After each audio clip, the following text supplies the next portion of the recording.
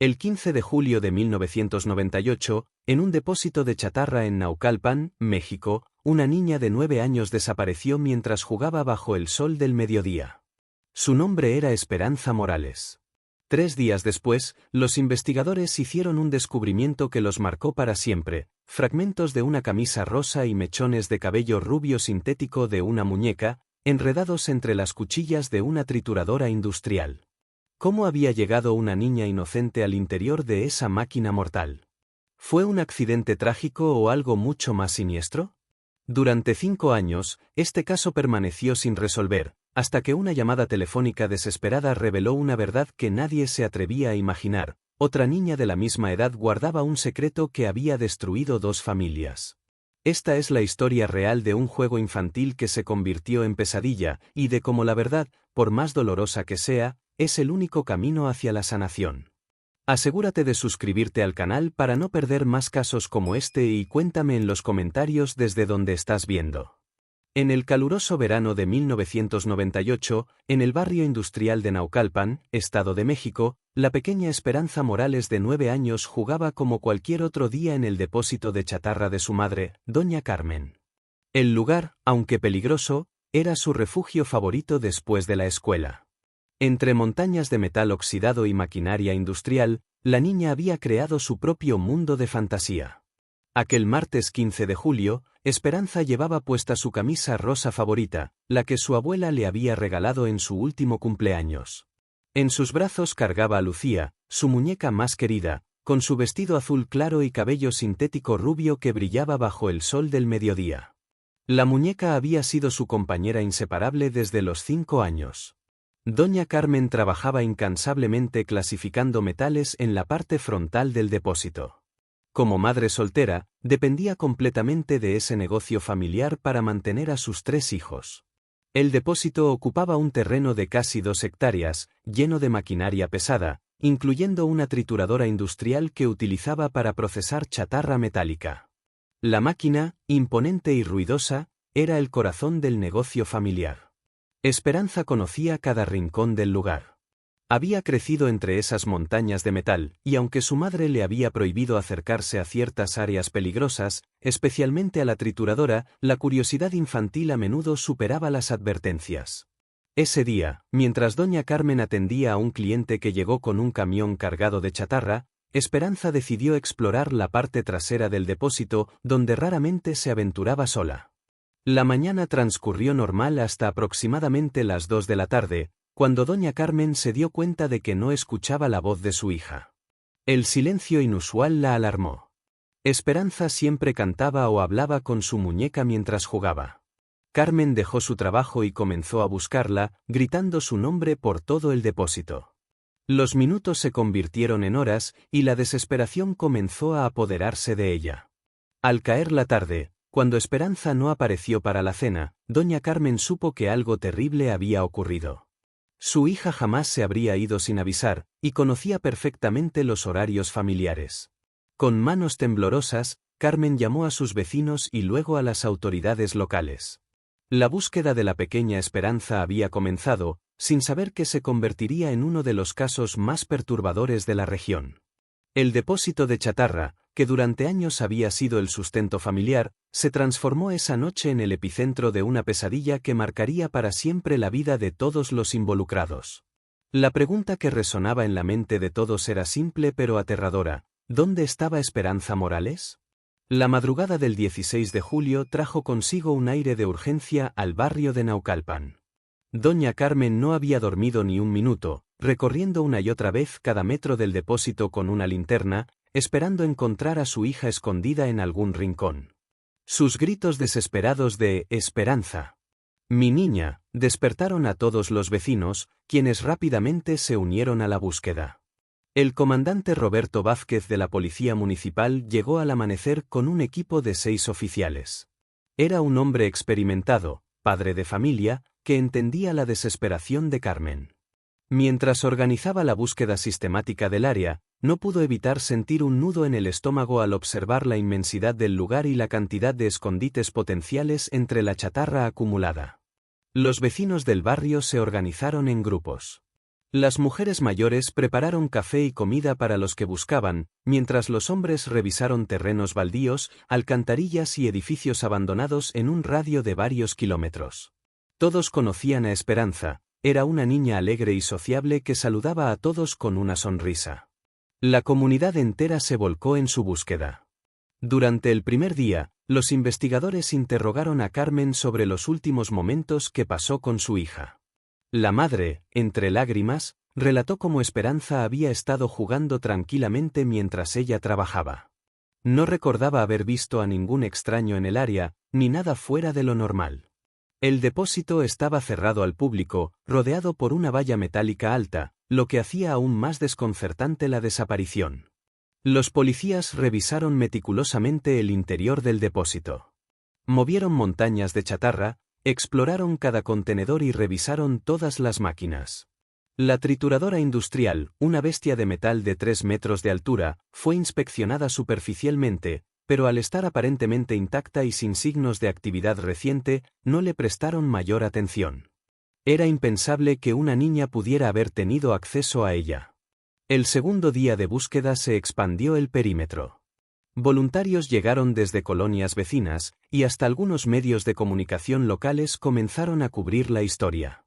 Esperanza se estaba convirtiendo en el rostro de una tragedia que tocaba el corazón de todos.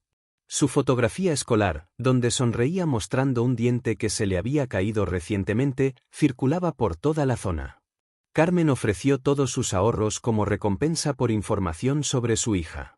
No tenía mucho dinero, pero estaba dispuesta a darlo todo. Sus otros 2 hijos, de 15 y 12 años, faltaron a la escuela para ayudar en la búsqueda. La familia estaba destrozada, aferrándose a la esperanza de que Esperanza apareciera sana y salva. Al final del segundo día, sin ninguna pista sólida, el comandante Vázquez tuvo que enfrentar la terrible realidad. Cada hora que pasaba reducía las posibilidades de encontrar a la niña con vida. El tercer día amaneció con una lluvia ligera que parecía reflejar el estado de ánimo sombrío que había envuelto al barrio. Carmen había perdido completamente el apetito y apenas podía mantenerse en pie por la falta de sueño y la angustia. Sus vecinas la obligaron a descansar unas horas mientras continuaban la búsqueda, pero ella se resistía a alejarse del depósito, como si su presencia pudiera hacer que Esperanza apareciera milagrosamente. El comandante Vázquez decidió implementar una búsqueda más sistemática y exhaustiva. Dividió el depósito en cuadrantes y asignó a cada equipo la tarea de revisar minuciosamente cada sección. Era hora de buscar no solo a una niña viva, sino también evidencia de lo que pudo haberle ocurrido. La trituradora industrial, que hasta ese momento había sido revisada solo superficialmente, ahora sería inspeccionada a fondo. Fue el oficial Ramírez, un joven policía de 25 años recién asignado a la unidad, quien se encargó de examinar la maquinaria pesada. Al acercarse a la trituradora, notó que había algunas cuchillas sueltas en el área circundante, como si la máquina hubiera sido utilizada recientemente. Decidió revisar más de cerca el mecanismo interno del aparato. Lo que encontró lo marcó para el resto de su vida. Entre las cuchillas dentadas de la trituradora, había fragmentos de tela rosa.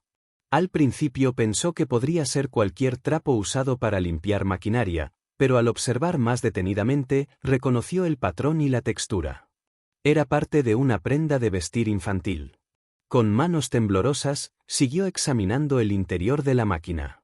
Enredados entre las cuchillas metálicas, encontró más evidencia escalofriante, mechones de cabello sintético rubio y pedazos de tela azul claro.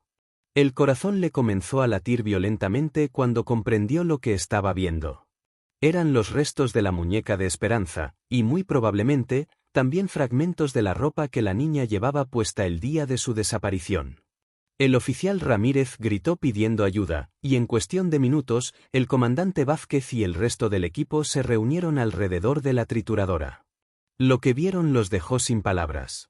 La terrible realidad comenzaba a revelarse. Esperanza había estado en contacto con esa máquina mortal. La pregunta ahora era cómo y por qué una niña de 9 años había llegado hasta allí. Carmen, al escuchar la conmoción, corrió hacia el grupo de policías. Cuando vio los fragmentos de la camisa rosa y los restos de la muñeca Lucía, se desplomó. Su mundo se había derrumbado completamente. Los gritos desgarradores de la madre resonaron por todo el depósito, un sonido que nadie presente podría olvidar jamás. La búsqueda había terminado, pero la investigación sobre las circunstancias de esta tragedia apenas comenzaba.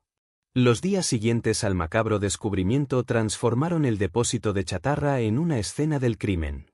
El área fue acordonada con cinta amarilla, y un equipo de peritos forenses del Estado de México llegó para procesar la evidencia.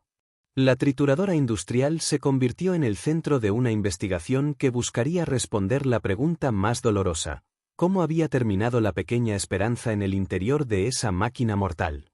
El perito Antonio Herrera, especialista en accidentes industriales, dirigió el análisis técnico de la trituradora.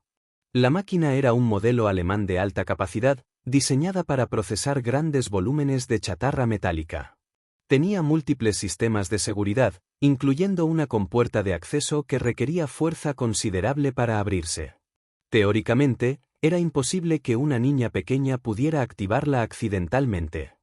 Durante la inspección forense, se recuperaron más fragmentos de ropa y cabello humano entre las cuchillas. Los análisis preliminares confirmaron que pertenecían a Esperanza. También se encontraron restos de la muñeca Lucía esparcidos por todo el mecanismo interno. La imagen mental de lo ocurrido era demasiado perturbadora para procesarla completamente, incluso para los investigadores más experimentados. El comandante Vázquez interrogó exhaustivamente a Carmen sobre el funcionamiento de la trituradora. La mujer explicó que la máquina se activaba mediante un interruptor ubicado en un panel de control, y que siempre mantenía el área cerrada con candado cuando no la utilizaba. Sin embargo, admitió que ocasionalmente olvidaba cerrar el área de acceso, especialmente cuando trabajaba sola y tenía prisa por atender a los clientes. Los investigadores también cuestionaron a Carmen sobre quién más tenía acceso al depósito. Además de su familia, ocasionalmente llegaban proveedores de chatarra y algunos vecinos que vendían metales. Todos fueron identificados e interrogados, pero ninguno recordaba haber estado en el depósito el día de la desaparición de Esperanza, ni haber visto algo sospechoso. Una teoría comenzó a tomar forma. Esperanza podría haber estado jugando cerca de la trituradora cuando alguien la activó sin darse cuenta de su presencia. Pero esta hipótesis tenía fallas significativas. La máquina era extremadamente ruidosa cuando funcionaba, y habría sido imposible no escuchar los gritos de la niña. Además, ¿por qué habría estado tan cerca de una máquina que sabía que era peligrosa? El caso comenzó a generar atención mediática. Los periódicos locales publicaron artículos sobre la tragedia, y las autoridades enfrentaron presión pública para resolver rápidamente las circunstancias de la muerte. Sin embargo, mientras más investigaban, más preguntas surgían. La muerte de Esperanza no encajaba en ninguna categoría simple, no parecía un accidente típico, pero tampoco había evidencia clara de un acto criminal intencional. Carmen, destrozada por el dolor, comenzó a culparse a sí misma por no haber supervisado mejor a su hija. Los días se convirtieron en una pesadilla interminable de interrogatorios, lágrimas y la terrible realidad de planear un funeral sin un cuerpo completo que velar. 2 semanas después del hallazgo de los restos, la investigación parecía estancada. El comandante Vázquez había interrogado a docenas de personas, pero ningún testimonio ofrecía una explicación clara de cómo Esperanza había terminado en la trituradora. Fue entonces cuando decidió expandir las entrevistas a los niños del barrio, pensando que quizás algunos de ellos habían visto algo que los adultos habían pasado por alto. La primera entrevista significativa fue con Miguel Santos, un niño de 11 años que vivía a 2 cuadras del depósito. Miguel admitió nerviosamente que él y otros niños ocasionalmente saltaban la cerca del depósito para jugar entre la chatarra cuando Carmen no estaba presente. Sabían que era peligroso, pero la aventura era irresistible para sus mentes juveniles. Esta revelación abrió una nueva línea de investigación. ¿Había otros niños en el depósito el día que desapareció Esperanza? Durante las siguientes entrevistas, varios niños admitieron haber visitado el depósito sin permiso en diferentes ocasiones. Describieron juegos de exploración entre las montañas de metal, carreras de obstáculos y hasta competencias para ver quién era más valiente al acercarse a la maquinaria peligrosa. Los padres estaban horrorizados al enterarse de estas actividades clandestinas que sus hijos habían mantenido en secreto. Un testimonio particularmente perturbador vino de Ana Luisa García, una niña tímida de 8 años que inicialmente se había mostrado reacia a hablar. Durante su tercera entrevista, con la presencia de un psicólogo infantil, Ana Luisa finalmente reveló que había estado en el depósito el día que desapareció Esperanza. Había entrado siguiendo a su amiga Sofía Hernández, quien tenía la misma edad que Esperanza y era conocida en el barrio por su personalidad atrevida y dominante. Según Ana Luisa, Sofía había convencido a Esperanza de jugar cerca de la trituradora. Le había dicho que no era tan peligrosa como decían los adultos, y que ella había jugado allí muchas veces sin problemas. Ana Luisa recordaba haber sentido miedo y haberse escondido detrás de una pila de chatarra, observando desde la distancia mientras las dos niñas se acercaban cada vez más a la máquina prohibida. El testimonio de Ana Luisa era fragmentado y a veces contradictorio, típico de un niño traumatizado tratando de recordar eventos perturbadores. Mencionó que había escuchado a Sofía desafiar a Esperanza a hacer algo, pero no podía recordar exactamente qué. Después de eso, todo se volvía confuso en su memoria. Recordaba haber escuchado un ruido fuerte y luego haberse asustado tanto que había corrido a casa sin mirar atrás. La búsqueda de Sofía Hernández se convirtió en una prioridad urgente. Sin embargo, cuando los investigadores llegaron a su casa, descubrieron que la familia había desaparecido. Según los vecinos, se habían mudado súbitamente 3 días después de la desaparición de Esperanza, sin dejar dirección. Esta huida repentina envió ondas de shock a través de la investigación y la comunidad. El comandante Vázquez ahora enfrentaba una nueva realidad escalofriante. La muerte de Esperanza podría haber involucrado a otra niña, y esa niña y su familia habían desaparecido. ¿Qué sabía la familia Hernández que los había llevado a huir tan precipitadamente? La búsqueda de la familia Hernández se convirtió en una operación compleja que involucró a múltiples estados de México. El padre, Eduardo Hernández, trabajaba como mecánico en un taller local, mientras que la madre, María Elena, se dedicaba al hogar. Según los registros, no tenían antecedentes penales ni razones aparentes para huir, lo que hacía su desaparición aún más sospechosa y significativa para la investigación. Los investigadores descubrieron que la familia había vendido precipitadamente sus pertenencias más valiosas en los días posteriores a la desaparición de Esperanza. Habían vendido su televisor, su refrigerador y hasta las joyas de María Elena a precios muy por debajo del valor real, como si necesitaran dinero rápido para escapar.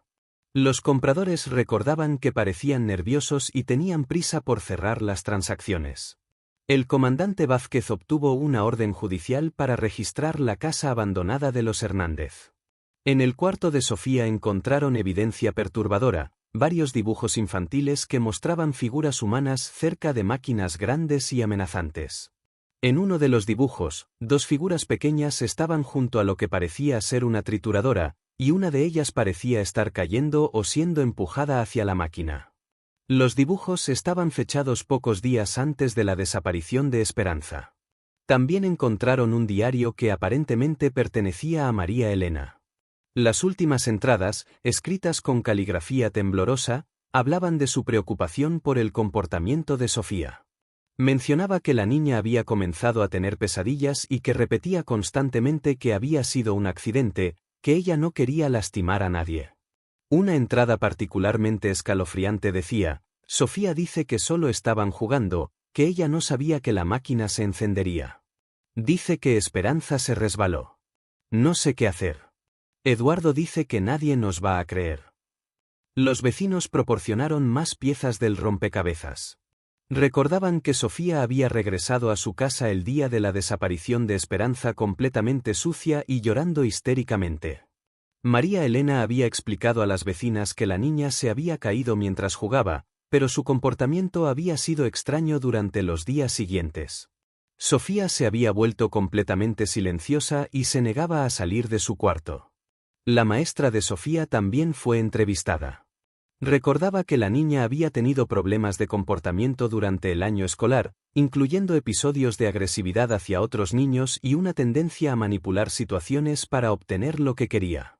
Había sido reportada varias veces por intimidar a niños más pequeños, incluyendo a Esperanza, quien había mencionado a su madre que Sofía a veces la molestaba.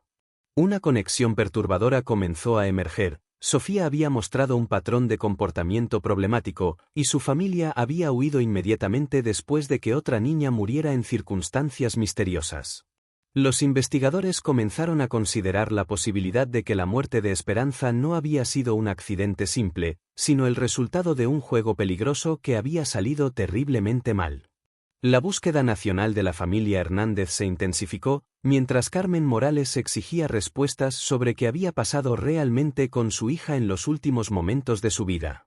3 meses después de la desaparición de Esperanza, el comandante Vázquez había desarrollado una teoría detallada sobre lo que había ocurrido aquel fatídico día de julio.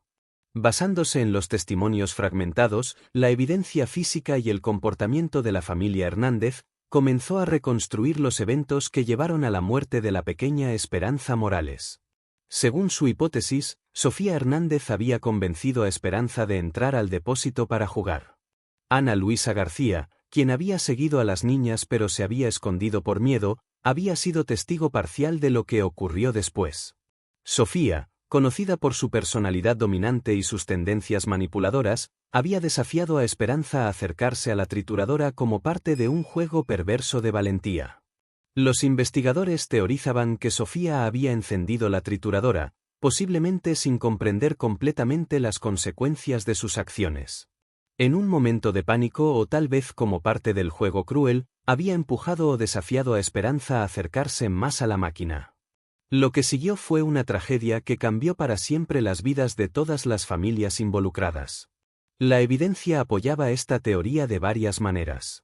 Los peritos habían determinado que la trituradora había sido activada desde el panel de control, no por mal funcionamiento. Las huellas dactilares encontradas en el interruptor estaban demasiado deterioradas para ser identificadas, pero el tamaño sugería que podrían haber pertenecido a un niño. Además, la posición de los restos de Esperanza dentro de la máquina indicaba que había caído desde arriba, no que hubiera sido arrastrada desde el nivel del suelo. El perfil psicológico de Sofía, desarrollado por especialistas en comportamiento infantil, revelaba características preocupantes.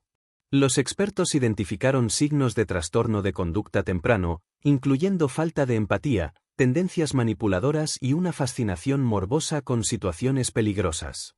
Varios compañeros de clase recordaban que Sofía disfrutaba asustando a otros niños y que había mostrado comportamientos crueles hacia animales pequeños. Carmen Morales, devastada por estas revelaciones, luchaba por comprender cómo otra niña podría haber sido responsable de la muerte de su hija. La idea de que Esperanza había muerto no por un accidente sino por las acciones deliberadas de alguien que conocía y en quien confiaba, añadía una dimensión adicional de horror a su dolor. Se sentía traicionada no solo por Sofía, sino también por los padres que habían huido en lugar de enfrentar las consecuencias. Los medios de comunicación comenzaron a cubrir intensivamente el caso cuando se filtraron detalles sobre la teoría de la investigación. La historia de 2 niñas, una víctima inocente y otra aparentemente capaz de actos impensables, capturó la atención nacional. Expertos en psicología infantil debatían en programas de televisión sobre cómo una niña de 9 años podría ser capaz de tales acciones. La presión pública para encontrar a la familia Hernández se intensificó. Carmen apareció en programas de televisión, suplicando que regresaran para enfrentar las consecuencias de lo que había ocurrido. Su dolor era palpable, y su búsqueda de justicia se convirtió en un símbolo de la lucha de todas las madres por proteger a sus hijos de la crueldad del mundo. Un año había pasado desde la desaparición de Esperanza, y la búsqueda de la familia Hernández parecía haber llegado a un callejón sin salida. Los investigadores habían seguido pistas por todo el país, desde Tijuana hasta Cancún, pero cada rastro se desvanecía como humo. La familia parecía haberse esfumado completamente, como si la tierra se los hubiera tragado. El comandante Vázquez, quien había sido transferido a otra unidad, mantenía el caso abierto como una obsesión personal. En sus horas libres, continuaba contactando a colegas en otros estados, revisando registros de hospitales y escuelas, esperando encontrar algún rastro de Sofía Hernández y su familia. Sabía que en algún lugar, una niña cargaba con el peso de un secreto terrible, y una familia vivía con la culpa de haber huido en lugar de enfrentar la verdad. Durante este periodo, Carmen Morales había desarrollado su propia red de búsqueda. Se había conectado con otras madres que habían perdido hijos en circunstancias similares, formando un grupo de apoyo que también funcionaba como una organización de investigación informal. Utilizaban redes sociales, distribuyeron volantes y mantuvieron viva la atención mediática sobre el caso. Carmen se había convertido en una defensora incansable de la justicia para Esperanza. Una pista prometedora llegó de Guadalajara, donde un maestro de escuela primaria reportó haber visto a una niña que coincidía con la descripción de Sofía. La niña había mostrado comportamientos perturbadores en clase, incluyendo dibujos violentos y pesadillas que interrumpían las actividades escolares. Sin embargo, cuando los investigadores llegaron a la escuela, la familia había desaparecido nuevamente, dejando atrás solo una dirección falsa y cuentas pendientes. Los psicólogos que habían trabajado en el caso especularon sobre el estado mental de Sofía después de un año viviendo como fugitiva. Una niña que había presenciado o causado una muerte traumática, forzada a vivir en constante movimiento y secreto, probablemente estaba desarrollando traumas psicológicos severos. Los expertos expresaron preocupación no solo por su bienestar mental, sino también por el peligro potencial que podría representar para otros niños si no recibía tratamiento adecuado. La investigación también reveló fallas sistémicas en cómo se manejaban los casos que involucraban menores de edad. La falta de protocolos específicos para situaciones donde un niño era sospechoso de causar la muerte de otro había complicado la investigación desde el principio. Los investigadores habían tenido que navegar por un territorio legal y ético complejo, balanceando la necesidad de justicia con las protecciones especiales que requieren los menores. Carmen comenzó a abogar por cambios en las leyes y protocolos de investigación. Trabajó con legisladores locales para desarrollar procedimientos más efectivos para casos similares, esperando que ninguna otra familia tuviera que pasar por la misma incertidumbre y dolor que ella había experimentado. Su activismo se convirtió en una forma de canalizar su dolor hacia algo constructivo, aunque la búsqueda de respuestas sobre Esperanza continuaba siendo su prioridad principal. Al final del primer año, el caso oficialmente seguía abierto, pero los recursos dedicados a la búsqueda activa se habían reducido significativamente. Carmen sabía que dependía principalmente de ella mantener viva la búsqueda de justicia para su hija. 5 años después de la tragedia, cuando muchos en Naucalpan habían comenzado a considerar el caso como un misterio sin resolver, llegó una llamada que cambiaría todo. Era el 23 de marzo de 2003, y Carmen Morales acababa de regresar de su trabajo en una fábrica textil cuando sonó el teléfono. Del otro lado de la línea, una voz femenina temblorosa se identificó como María Elena Hernández. La mujer que había huido con su familia 5 años atrás finalmente había encontrado el valor para hacer esa llamada. Su voz estaba cargada de años de culpa y dolor mientras explicaba que su hija Sofía había intentado quitarse la vida la noche anterior. Ahora, internada en un hospital psiquiátrico en Puebla, la joven de 14 años había confesado finalmente toda la verdad sobre lo que había ocurrido aquel día fatídico en el depósito. Carmen, con manos temblorosas, tomó notas mientras María Elena relataba la confesión de su hija. Sofía había admitido que había desafiado a Esperanza a un juego peligroso cerca de la trituradora. Le había dicho que podía demostrar su valentía acercándose al borde de la máquina mientras estaba funcionando. Cuando Esperanza se mostró reacia, Sofía la había empujado ligeramente, sin intención de lastimar gravemente, pero Esperanza había perdido el equilibrio y caído hacia las cuchillas en movimiento. Lo más devastador de la confesión era que Sofía había encendido la trituradora intencionalmente, pero no para lastimar a Esperanza. Había querido asustarla, demostrar que ella era más valiente al permanecer cerca de la máquina funcionando. El empujón había sido un gesto impulsivo de una niña frustrada porque Esperanza no estaba siguiendo las reglas de su juego cruel. Nunca había anticipado las consecuencias fatales de sus acciones. María Elena explicó que durante los 5 años de fuga, Sofía había desarrollado severos problemas mentales. Sufría de pesadillas constantes, episodios de autolesión y una depresión profunda que había empeorado con los años. La familia había buscado ayuda psicológica en secreto, pero el peso del secreto y la culpa habían sido demasiado para la joven. Su intento de suicidio había sido el punto de quiebre que finalmente había forzado a la familia a enfrentar la verdad. Carmen experimentó una mezcla compleja de emociones al escuchar la confesión. Por un lado, finalmente tenía las respuestas que había buscado durante 5 años dolorosos. Por otro lado, la realidad de que su hija había muerto por el juego cruel de otra niña añadía una dimensión de amargura a su dolor. Sin embargo, también sintió una extraña sensación de alivio al saber que Esperanza no había sufrido intencionalmente, que su muerte había sido el resultado de una broma que salió terriblemente mal. La llamada terminó con María Elena proporcionando la dirección del hospital donde estaba internada Sofía. Había llegado el momento de cerrar finalmente este capítulo doloroso, de enfrentar cara a cara a la niña que ahora era una adolescente traumatizada, cargando con el peso de un secreto que había destruido 2 familias. El hospital psiquiátrico en Puebla era un edificio blanco y austero que contrastaba con el cielo gris de aquella tarde de abril. Carmen Morales había viajado acompañada por el comandante Vázquez, quien había insistido en estar presente durante este encuentro que había esperado durante 5 años. Ambos sabían que este momento marcaría el final de una búsqueda que había consumido una parte significativa de sus vidas. Sofía Hernández, ahora de 14 años, era una sombra de la niña dominante y manipuladora que había sido. Sentada en una silla de ruedas por precaución médica tras su intento de suicidio, parecía frágil y vulnerable. Sus ojos, que antes habían brillado con travesura infantil, ahora reflejaban años de culpa y sufrimiento.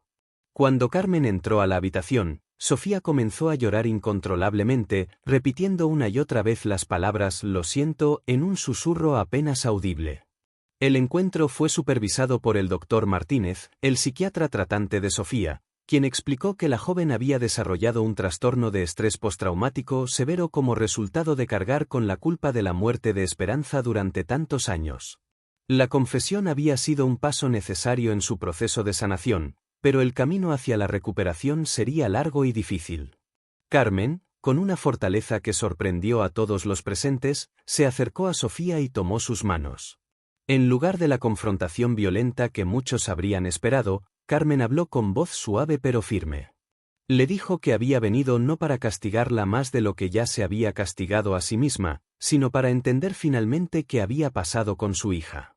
Necesitaba escuchar la verdad completa de labios de la única persona que realmente sabía lo que había ocurrido. Entre lágrimas y pausas para calmarse, Sofía relató los eventos de aquel día con detalles que habían atormentado sus pesadillas durante años. Explicó cómo había convencido a Esperanza de entrar al depósito, cómo había encendido la trituradora para impresionarla, y cómo el empujón que había dado había sido más fuerte de lo que pretendía. Recordaba vívidamente los gritos de terror de Esperanza y cómo había corrido aterrorizada sin ayudarla, una decisión que la había perseguido cada día durante 5 años. La confesión completa tomó más de 2 horas. Sofía describió cómo había mentido a sus padres inicialmente, diciéndoles que había sido un accidente, pero eventualmente había tenido que revelar la verdad completa cuando su comportamiento se volvió cada vez más errático. La decisión de huir había sido tomada por sus padres en un momento de pánico, creyendo que protegerían a su hija de las consecuencias legales, sin darse cuenta de que el secreto sería aún más destructivo para su salud mental. Carmen escuchó todo en silencio, ocasionalmente limpiándose las lágrimas que corrían por sus mejillas. Cuando Sofía terminó su confesión, hubo un silencio largo y pesado en la habitación. Finalmente, Carmen habló. Le dijo a Sofía que había cometido un error terrible que había costado la vida de su hija, pero también reconoció que había sido una niña actuando sin entender completamente las consecuencias de sus acciones. El castigo real había sido vivir con esa culpa durante años.